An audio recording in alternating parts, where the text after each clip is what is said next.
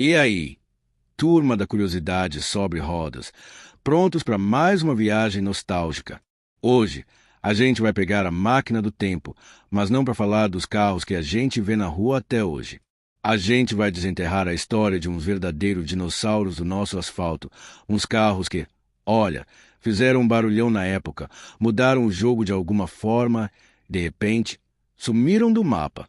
A gente está falando daqueles carros que você lembra com um sorriso no rosto, mas que, na real, a gente só vê em encontros de colecionadores. Sabe, a memória da gente sempre dá uma polida na lataria, faz o motor parecer mais potente do que realmente era, e até o cheiro de gasolina misturado com óleo queimado parece um perfume. Mas a gente ama, né? E é exatamente por isso que a gente está aqui, para falar de 5 carros nacionais que mudaram a história e desapareceram. E para começar, vamos de uma lenda que, olha, muita gente aqui, se não teve, com certeza viu na rua e até se assustou. Eu tô falando do Cinca Chambord. Pra galera mais nova, Cinca parece nome de remédio, mas pra gente, Cinca era sinônimo de bom, de muitas coisas. E a gente tem que ter um pouco de carinho, porque a história do Cinca no Brasil é de pioneirismo. Ele foi um dos primeiros sedãs de luxo a serem feitos por aqui. Lançado lá nos anos 50, o Chambord chegou com uma promessa. Era para ser o carro dos ricaços, com um visual meio americano, cheio de cromados, um baita rabo de peixe na traseira que a gente achava o máximo, e uma proposta de conforto que, na teoria, era de deixar a concorrência no chinelo. Mas aí que entra o lado hilário da história do Cinca. O motor. O motor. Ele vinha com um V8 de 2,4 litros. Só que, na real, era um motor de origem antiga, com uma fama terrível de aquecedor de estrada.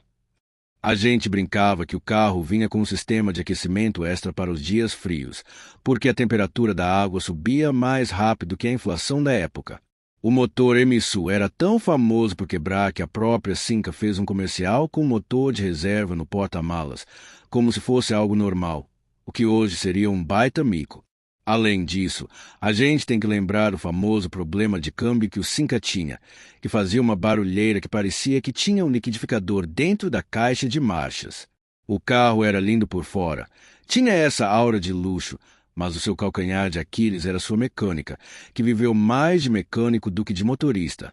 Aí, em 1966, a Ford, que já estava de olho no mercado brasileiro, comprou a Cinca. A gente pensou, agora vai. E até que foi. A Ford lançou o Cinca Esplanada, uma versão com uma polida geral na mecânica e um visual mais moderno. Mas a Ford acabou por enterrar a marca e o Esplanada virou, por um breve momento, um Ford Galaxy. Um carro que, de certa forma, mudou o mercado de luxo brasileiro, mas que desapareceu de forma melancólica. E quem aqui não sente uma saudade boba daquele visual grandalhão? Agora, pulando para um carro que também tinha um visual de peso, mas com uma história totalmente diferente, a gente tem o Willys Itamaraty. Se o Cinca era o luxo meio boca, o Itamaraty era a nossa versão do Cadillac. O nome já dizia tudo, Itamaraty. Era o carro do governo, do diplomata, do cara importante. Lançado em 1966, ele era uma evolução da família Air Willys, que já tinha uma boa reputação. A gente olhava para ele e pensava, é isso, o Brasil tem o seu carro de luxo. Era um sedã grandão, com um interior que, para a época, era o máximo, com bancos que pareciam poltronas, uma suspensão macia que fazia a gente flutuar na estrada, como se estivéssemos numa bolha, longe dos buracos das nossas estradas. O humor aqui, se você me permite, era que o carro era tão grandão e pesadão que, para fazer uma curva fechada, você sentia o peso de toda a nação brasileira junto. A direção era pesada, parecia que você estava movendo uma geladeira, e o motor de 6 cilindros em linha, embora fosse confiável, tinha um desempenho que não era dos mais empolgantes. Mas, na real, a gente não ligava muito para a velocidade, a gente ligava para o conforto e para a sensação de estar dentro de um carro presidencial. Só que, assim como o Cinca, o destino do Itamaraty estava selado por uma aquisição. A Ford comprou a Willys Overland do Brasil e o Itamaraty, que era um símbolo de luxo nacional, foi lentamente substituído pelo Ford Galaxy. A Ford tinha sua própria estrela, e não havia espaço para duas. E foi assim que o Itamaraty, o carro que nos deu uma amostra do luxo nacional, desapareceu, deixando uma lacuna que foi preenchida, mas nunca esquecida.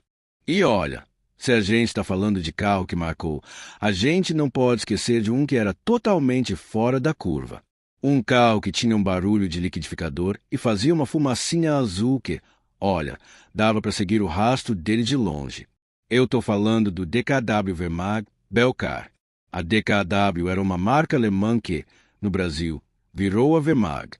E o Belcar era o carro de entrada da marca, o que tornava ele tão único e inconfundível. O motor, claro, era um motor 2 tempos de 1.0 litro, 3 cilindros.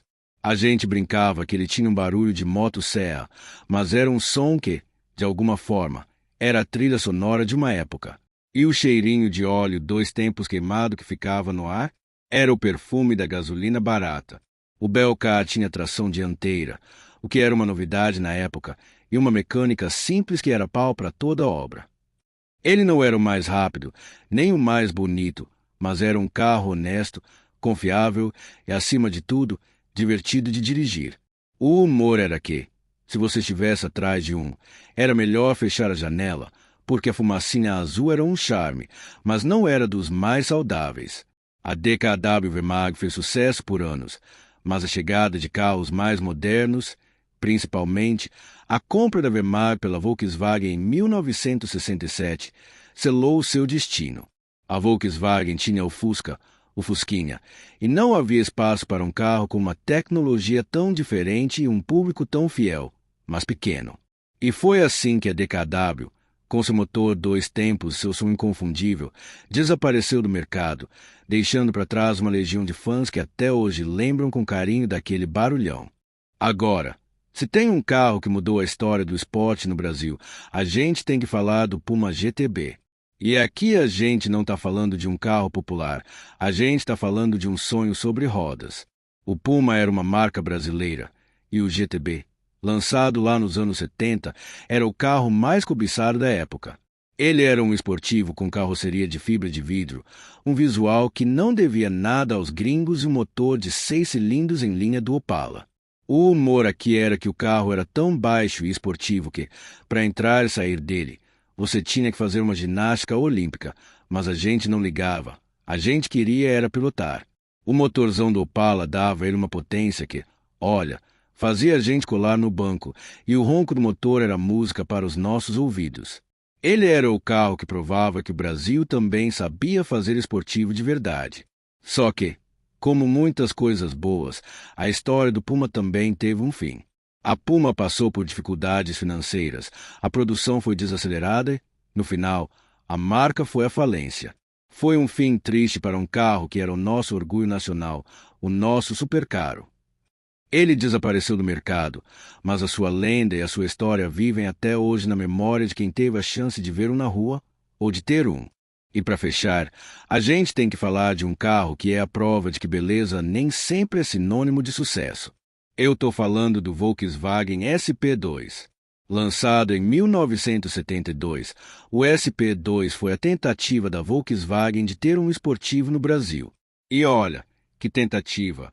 O carro era simplesmente deslumbrante. Tinha um visual supermoderno e elegante, com linhas limpas e um ar de exclusividade que, para a época, era algo inédito. O humor aqui era que o carro era tão bonito, mas tão bonito, que a gente brincava que a Volkswagen tinha colocado toda a engenharia no design e esqueceu do motor. Ele usava o motor do Fusca 1600, só que com uma leve polida, mas com o peso do carro, o desempenho era, digamos, decepcionante.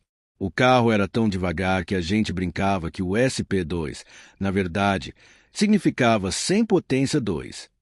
Era um foguete parado. O carro era um sonho para se olhar, mas um pesadelo para se acelerar. A Volkswagen até tentou exportar o carro, mas o baixo desempenho e o preço alto fizeram dele um fracasso comercial. E foi assim que o SP2, o carro mais bonito que a Volkswagen já fez no Brasil, foi tirado de linha em 1976, com uma produção de pouco mais de 10.000 unidades.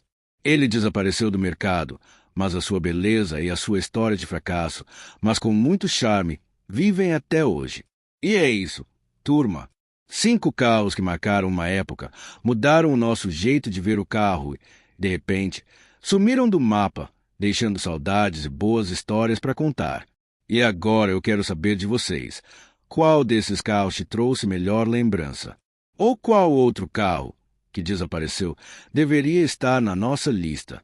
Deixa aí nos comentários, porque a gente adora uma boa história de carro. E não se esqueça de curtir o vídeo e se inscrever no canal para não perder as nossas próximas viagens nostálgicas. Valeu!